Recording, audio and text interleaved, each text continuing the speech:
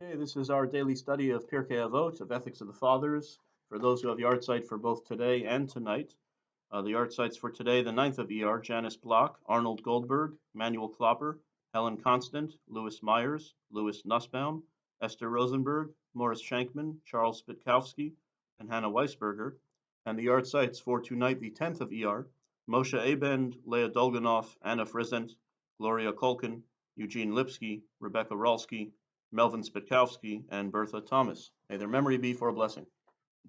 So we are nearing the end of chapter 1, and as always, a link to the text of the Mishnah will be in the first comment below. Chapter 1 of Pirkei Avot, Mishnah number 16. Rabban Gamliel haya omer, aseh l'charav, v'histalik min hasafek, v'al tarbe la'aser umados. Rabban Gamliel used to say, accept a teacher upon yourself, remove yourself from uncertainty, and do not give excess tithes by estimating instead of measuring.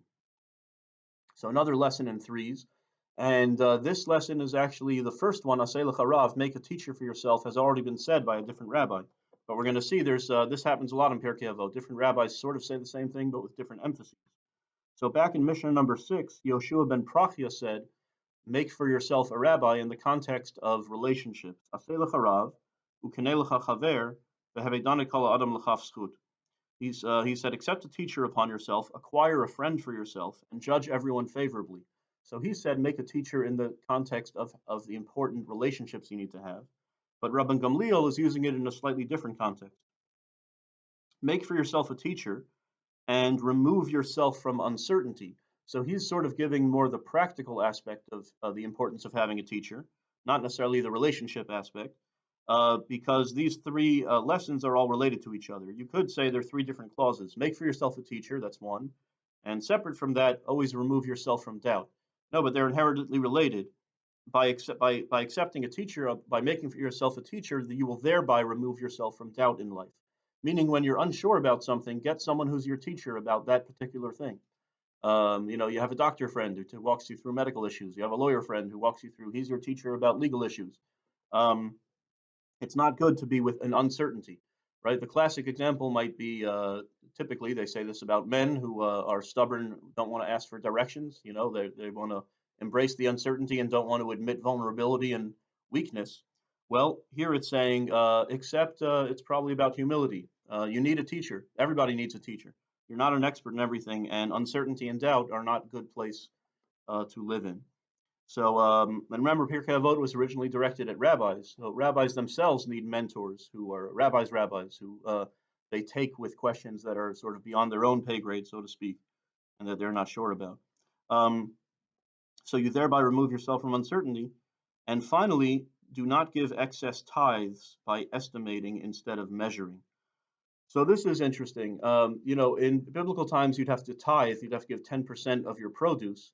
So to various different places, the 10% of your produce would go to the Levite, the clergy class who did not have their own land and had to live off the tithes. And then also there was also a tithe to the poor, Maser Ani, 10% to the poor. So when you give your 10%, don't estimate. Now, what's interesting is this means don't estimate, don't even overestimate, which is a little bit counterintuitive, meaning measure exactly 10%. And don't put a bunch of produce in a basket and say, well, this is almost 20%, and I'm just too lazy to measure, so I'm going to overgive. That's not really good either. If you want to overgive, then measure that much, right? If you want to give 15, 20, 25%, then measure that out, but be deliberate about it. Don't do it because you're being lazy. And that's sort of a fascinating life lesson also, right? Don't estimate, be exact. And all these clauses are connected once again. It's accept a teacher upon yourself, move yourself from uncertainty, even in the point to the point of estimating charity. Be deliberate about it. Okay, so with that we will say the El Maleh.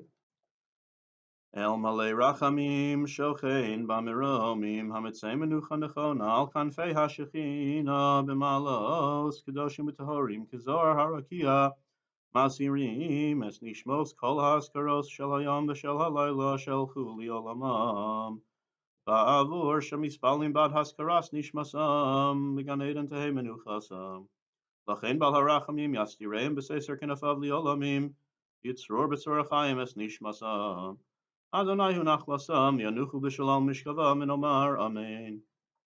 O God, full of mercy, who dwells on high, grant proper rest on the wings of the divine presence, in the lofty levels in the holy and pure who shine like the glow of the firmament, for the souls of Janice Block, Arnold Goldberg, Manuel Klopper, Helen Constant, Louis Myers, Louis Nussbaum, Esther Rosenberg, Morris Shankman, Charles Pitkowski, and Hannah Weisberger, and Moshe Abend, Leah Dolganoff, Anna Frizent, Gloria Kulkin, Eugene Lipsky, Rebecca Rolsky, Melvin Spitkowski, and Bertha Thomas, in whose memory we pray.